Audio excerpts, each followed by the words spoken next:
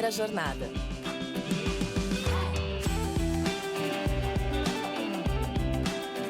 Salve, salve! Sejam todos muito bem-vindos a mais um episódio do Primeira Jornada, um programa papo reto feito pela SPM que te ajuda a escolher uma carreira e refletir sobre o seu futuro profissional. Eu sou a Zá Coelho, tô aqui para te acompanhar na descoberta desse universo de possibilidades e caminhos do mercado de trabalho.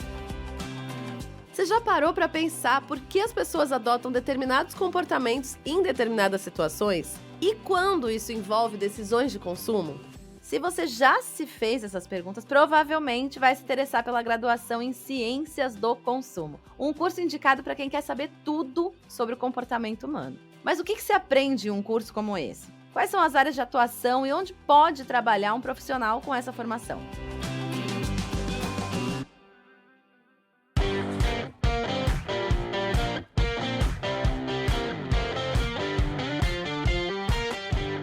Então, para responder essas e outras perguntas, eu converso agora com Thiago Pereira Andrade, coordenador da graduação em Ciências do Consumo na SPM. Seja muito bem-vindo à Primeira Jornada, Thiago. Obrigado, é um prazer estar aqui com vocês. Bom falar sobre o curso que é pioneiro e é tão difícil às vezes a gente ter esse espaço. Ótimo, vamos contar mais sobre Ciências do Consumo, né? Falar mais sobre esse curso que deve gerar muitas dúvidas, acho que você vai esclarecer bastante aqui pra gente, Thiago. Começando assim, existem mitos sobre essa carreira, sobre Ciências do Consumo? Existem mitos, apesar de ser um curso pioneiro, ele está dentro de um guarda-chuva, né? Ele está dentro de um grupo de formações que é das ciências sociais. Então, assim como publicidade, propaganda e jornalismo são parte de comunicação social, historicamente a gente tem o curso de ciências sociais clássico, né, no Brasil, que está muito associado à ciência política, sociologia e antropologia. Esse curso ele não é um curso de ciências sociais clássicos, né? Então, talvez esse seja o primeiro mito a ser quebrado. Ele tem os requisitos das ciências sociais, né? Se estuda também sociologia, antropologia e política, até numa carga horária menor do que os clássicos, mas ele não é um curso de ciências sociais clássicos. Então, ele tem algumas coisas que diferem, muitas disciplinas de psicologia, tem disciplinas de gestão e marketing, muitas disciplinas de pesquisas. Quando nós criamos o curso, a ideia era chamá-lo de Ciências do Comportamento, por exemplo. Só que não dá para a gente dar um nome desse, porque existe uma restrição do MEC, né, do Ministério da Educação. Então, nós teríamos que associá-lo a alguma grande área já existente. A área mais aderente foi as ciências sociais, e até mesmo quando a gente recebeu o reconhecimento do MEC, os professores que vieram avaliar o curso na faculdade, eles avaliaram com a nota máxima, com a nota 5, né, dizendo que, inclusive, a gente estaria revolucionando uma área que está em crise, né? As ciências sociais clássicas, elas vêm fechando turmas em diversas faculdades em todo o Brasil, e a gente está numa crescente, a gente está recebendo cada vez um número maior de estudantes. Então, ela foi vista com ótimos olhos. Então, eu acho que o primeiro mito é esse, de que não é um curso de ciências sociais clássicos, é um curso pioneiro. E o segundo mito está muito associado com algo que os jovens, quando vão escolher uma carreira, eles acabam tendo medo, que é, poxa, eu gosto muito de humanidades, eu gosto muito das carreiras de humanas, só que eu tenho medo de ficar sem emprego. Muita gente quer fazer história, filosofia, às vezes até mesmo psicologia ou as ciências sociais, e fala assim, poxa, eu vou estudar isso e aí como é que eu me encaixo no mercado de trabalho? Vou virar professor? Vou para a área acadêmica? Ou só me resta pesquisa? E não, esse é um curso de humanidades, a gente falava até brincando quando fundou ele, que a gente queria criar um slogan. Se você tem vontade de estudar humanidades e tem medo de ficar sem emprego, não se preocupe e vem fazer esse curso com a gente, né? É ótimo slogan esse. Seria bom. A gente não pode fazer isso até porque a gente entra num conflito, né, com outras áreas das ciências humanas aplicadas e assim por diante. Então, a gente tem uma empregabilidade muito alta. Nas últimas pesquisas estava em 92% em bons cargos. Mas eu acho que a gente até vai falar disso mais na frente, né? A gente vai tocar nesse ponto, sim. Até aproveitando que você estava contando um pouquinho sobre os mitos, dentro disso, você já falou aí um pouquinho sobre o que a gente aprende no curso de Ciências do Consumo. Vamos aprofundar um pouquinho mais nesse cenário, assim, do que que vai ser mostrado para essa candidata, para esse candidato? Bom, inclusive eu acho que esse deve ser o ponto mais atrativo, não pela minha percepção, mas quando os ingressantes, quando os novos estudantes eles entram no curso, nós perguntamos, né, o porquê que ele fez essa escolha, e a grande maioria fica apaixonado pela matriz curricular. Eles entram no site, na hora que eles veem o que eles vão estudar, eles optam pelo curso principalmente por isso. Então, basicamente, como eu tinha dito, é um curso de estudos do comportamento. Então a gente faz esse estudo do comportamento em 3 esferas, né? Na biológica, psicológica e a social. A biológica eles vão ter aula de neurociências, é a menorzinha, né, no curso, mas mesmo assim é algo importantíssimo. Existem várias agências que estão com o departamento de neurociências crescendo, né? É uma temática que está bombando. Na psicológica, eles têm inúmeras disciplinas de psicologia e também de psicanálise. É o curso que mais tem, na verdade, disciplinas de psicologia sem ser a graduação em psicologia mesmo. E a parte social, que adere às ciências sociais, é a antropologia e a sociologia. Eles têm também aula de política, são poucas, mas de antropologia, tem antropologia da religião, teorias antropológicas, tem antropologia clássica e sociologia também, sociologia contemporânea, sociologia clássica, sociologia urbana e até sociologia do futuro. E aí, além dessas 3 dimensões do estudo do comportamento humano, tem também uma carga muito alta de pesquisas. Eles serão pesquisadores natos, os egressos desse curso, eles são bons em investigar as coisas. E, além disso, o DNA da faculdade, né, da SPM, que é Marketing e Gestão. E tem uma curiosidade, algumas disciplinas que também são pioneiras e são de temas emergentes, né? São temas que no mundo contemporâneo eles estão em voga, eles estão sendo muito discutidos, como, por exemplo, bioética. Então, a gente já tinha a disciplina de bioética antes da crise sanitária, né? Antes da crise pandêmica. Ela veio bem a calhar, porque os estudantes no começo falavam, mas por que a gente vai estudar bioética, né? Então, existia um foco em entender, bom, existem pessoas, os amputados, né, que têm as próteses robóticas, existem as questões das manipulações genéticas para a aparência do ser humano ou para o desempenho do ser humano, que era o nosso foco principal. E depois veio essa questão da crise sanitária, falar, poxa, como é que a gente organiza quem vai receber primeiro vacina? Então, todas essas discussões fazem parte dessa disciplina. Outra, que eu acho que eu nem preciso aprofundar, está todo mundo discutindo, que é a inteligência artificial. A gente está discutindo bastante a partir do ponto de vista filosófico, sociológico, mas também entendendo como são essas novas tecnologias. Eu não sei se vocês conhecem a série o Black Mirror. Ela mostra exatamente como a nossa relação se dá intermediada pelos avanços tecnológicos, né? Quais são as maravilhas e os perigos de tudo isso. Então, é uma disciplina que propõe reflexões, né? Como, por exemplo, quem nós devemos culpar se um carro não guiado, né, sem motorista, se um carro dirigido pela inteligência artificial atropela alguém? É o inventor do carro, né? Então, são questões complicadíssimas e muito atuais. São questões muito linkadas com o momento que a gente está vivendo, né? Acho que isso é interessante de falar, que é um curso que acho que abrange bastante a realidade atual. Esse é um diferencial, você considera, né? Exatamente. Esses pontos, essas disciplinas que eu estou trazendo, elas são sempre remodeladas, sempre flexíveis. A gente traz especialistas, os professores estão sempre tentando se atualizar, porque como a gente estava pesquisando, existem várias pesquisas que dizem isso, vocês podem colocar aí na internet, há a ideia de que no futuro próximo, mais de 80% dos empregos que existirão, ou das profissões que existirão, ainda nem foram inventadas, né? Então a gente tem que estar antenado, rediscutindo o cenário do mundo contemporâneo, tem que a todo momento ver o que está em pauta, o que pode surgir, e esse é um curso que se propõe a isso. Muito legal, Thiago. Isso daí é bem interessante de pensar, né? Que é tudo mutável, as coisas estão acontecendo enquanto a gente está ali estudando. Então, é um curso que está sempre se atualizando, né? Acho que isso também até indica um pouquinho essa coisa que você falou anteriormente sobre o candidato ou a candidata serem investigadores natos, né? Você traçaria um perfil do aluno de ciências do consumo? Assim, o que você poderia dizer para quem está se identificando aí com o que você está falando? Tem um perfil?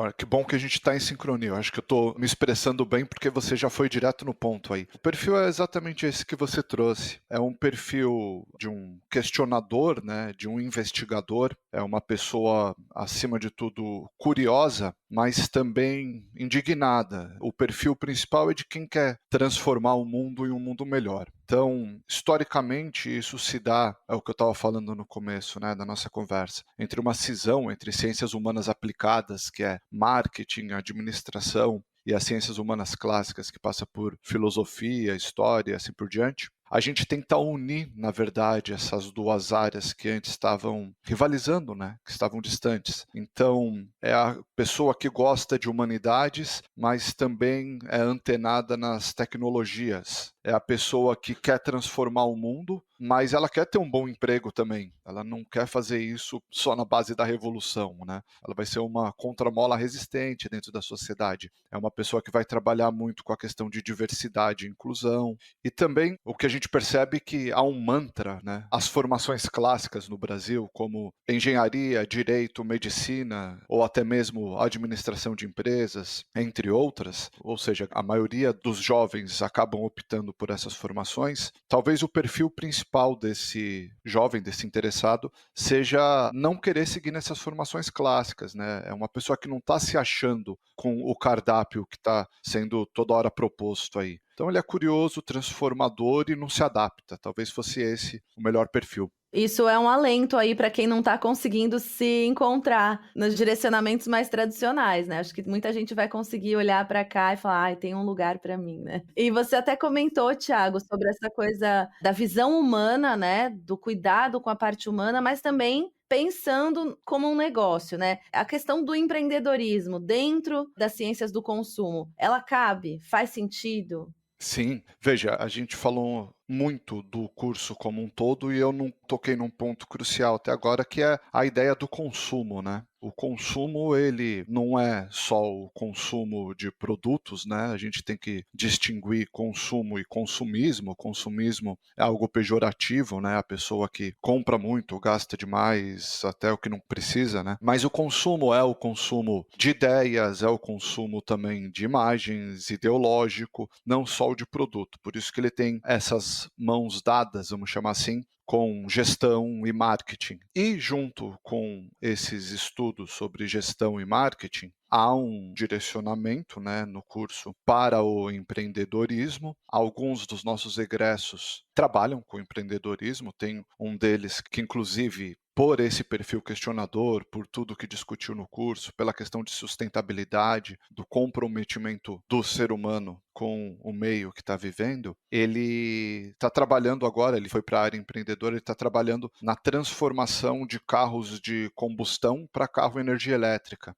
Pensando no meio ambiente, pensando na segurança humana. Inclusive na SPM tem a incubadora de negócios, né? É um departamento, é uma área voltada para os estudantes, e vários dos nossos estudantes de ciências do consumo estão ganhando destaque, eles estão se destacando na incubadora de negócios, estão criando startups. Então tem esse viés que é um perfil da faculdade mesmo, né? De preparar o estudante para o mercado de trabalho, seja em qual área ele quiser. Sim, a incubadora de negócios, a gente fala bastante dela aqui em vários episódios. É bem interessante pensar nesse aspecto empreendedor. Então é legal saber que dá para pensar bastante. Inclusive, esse exemplo que você deu foi muito legal, do empreendedorismo unido a uma preocupação social, ambiental. Dá para ter. E, Thiago, pensando assim, no que a pessoa que se forma em ciências do consumo pode trabalhar dentro do mercado, dá uns exemplos para a gente entender um pouquinho melhor onde esse candidato ou candidato vai entrar no mercado. Olha, Zé, quando a gente criou o curso, nós tínhamos algumas pretensões, né? Inclusive, a principal era prepará-los para a área de pesquisas. Só que, conforme o curso foi sendo desenvolvido, né? Então, a primeira turma se formou em 2019. Eles começaram a mostrar para a gente que o mercado estava interessado neles em muito mais áreas do que, inclusive, a gente tinha pensado no projeto, na criação do curso. Então, As duas principais áreas que eles estão indo trabalhar são as que a gente propôs na criação do curso, que é a área de Consumer Insights e de Cool Hunting. Consumer Insights são as pesquisas de mercado, né? É entender se determinado produto teria aderência no mercado, se ele seria consumido, quais as necessidades, na verdade, de determinados grupos. Então, é a pesquisa do mercado no sentido mais amplo. E Cool Hunting, se tivesse uma tradução, talvez seria caçadores de tendências, né? São as pessoas que, de alguma maneira, estão acompanhando a sociedade para entender quais serão as demandas sociais e transformar aquilo em negócio. Essas duas são as áreas principais, só que aí é o que eu falei. Teve gente que começou por ter esse tipo de entendimento, né? Os nossos egressos, nossos estudantes, começaram a trabalhar com moda, então várias ex-alunas, na verdade, foram para a área de moda, as empresas para quais elas foram amaram essa formação. Tem muita gente trabalhando também nos planejamentos das agências, né, de publicidade e propaganda, ou seja, é o cérebro por trás das campanhas publicitárias, né? É onde começa a nascer quem organiza tudo isso. Tem muita gente na gestão de diversidade e inclusão nas empresas, que é uma área nova. Pelo curso propor sempre algo novo, essa área ela acabou aderindo, ela acabou puxando muito os nossos estudantes. Além das formações clássicas, né? Educação, área acadêmica e, por ter muita pesquisa, em análise de dados. Tem muitos alunos indo para a área de análise de dados. Legal, é legal e interessante também, Thiago, pensar que esse olhar investigativo, né, esse perfil investigativo, ele cabe em muitas áreas, né? Como você falou, você pode investigar tendências, pesquisar tendências, trabalhar, e isso daí cabe para muitos lugares, né? Você pode investigar tendências de muitos mercados. Então, é bem ampla a possibilidade, né, Thiago? Isso eu achei bem legal de deixar aqui esse ponto para quem está ouvindo a gente. E tem a questão que sempre aparece, que é importante também ser falada, sobre os salários médios iniciais dessa carreira. Você tem algum dado, alguma pesquisa que você possa passar para a gente? Temos, é o que eu falei. Por ser um curso pioneiro e a primeira turma ter sido formada em 2019, eu entendo que todos os nossos egressos, eles ainda estão em início de carreira, né? Então, os egressos que têm mais tempo no mercado estão aí com 4, 5 anos, né? E o que a gente tem observado é uma variedade grande, desde gente que está recém-formado, tem 6 meses, 1 ano de formado, que está ganhando R$ 3.000, né? Que é um salário bom para quem está começando, se for entender a realidade brasileira hoje. E temos gente que está em gestão de pesquisa ou de cool hunting, que está morando em Barcelona, em Amsterdã, com salários de um pouco mais até de €4.000, né? Na conversão aí dá um salário alto, né, para os padrões brasileiros. Então, se considerar a amplitude do que é esse início de carreira, a gente tem pessoas em todos os degraus, mas eu entendo que todos eles estão começando, alguns com um salário inicial muito bom e outros muito surpreendente pelo pouco tempo que estão no mercado, né? Porque você imagina a pessoa ganhando um pouco mais de €4.000 com carreira consolidada no exterior, é muito bom, é uma coisa rara e inclusive difícil de qualquer graduação prometer. Exatamente, eu acho que é uma noção legal da gente ter que, assim, existe possibilidade de ascender bem no início, né? Então, assim, existindo essa possibilidade também vai ser um atrativo para quem está procurando, né? E se identificando com as coisas que você comentou aqui, Thiago. Acho que deu para ter uma ideia muito melhor sobre a área de ciências do consumo, muitos pontos interessantes, acho que muita gente vai se identificar e se encontrar, finalmente, talvez numa coisa mais de vanguarda, que tenha mais a ver com a personalidade, né? Te agradeço muito, Thiago, pelo papo, foi muito esclarecedor e obrigada pela sua participação mais uma vez. Eu que agradeço. Em breve nós estaremos lançando no Instagram alguns vídeos que vão comprovar com tudo isso que eu estou dizendo aqui, com os relatos dos ex-alunos, tá bem? Muito obrigado. Obrigada, Thiago.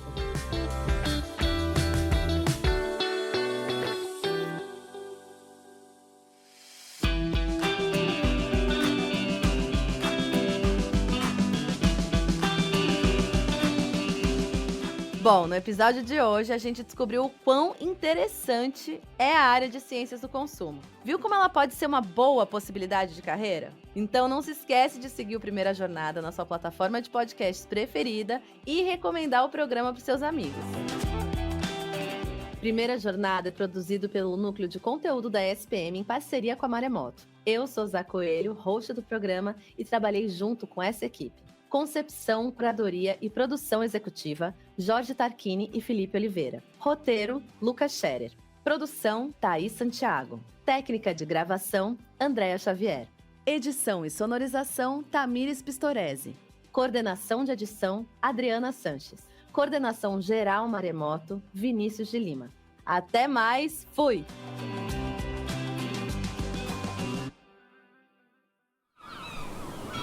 Este podcast foi editado pela Maremoto.